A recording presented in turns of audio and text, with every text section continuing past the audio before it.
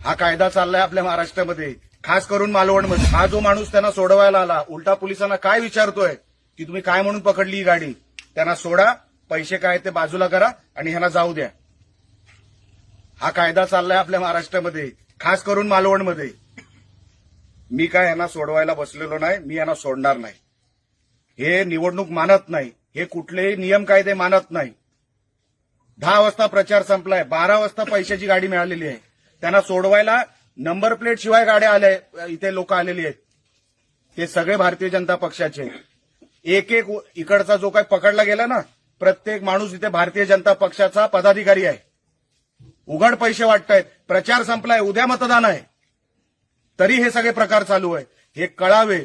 आणि पोलिसांना पण मी सांगितलंय, मी सकाळपर्यंत मी इकडे बसून राहणार, जोपर्यंत मला काय तुम्ही कारवाई करताय हे जोपर्यंत मला तुम्ही सांगत नाही किंवा मला दिसत नाही, आमचा एकही सैनिक इथून हटणार नाही, हे मी पोलिसांना सांगितलंय।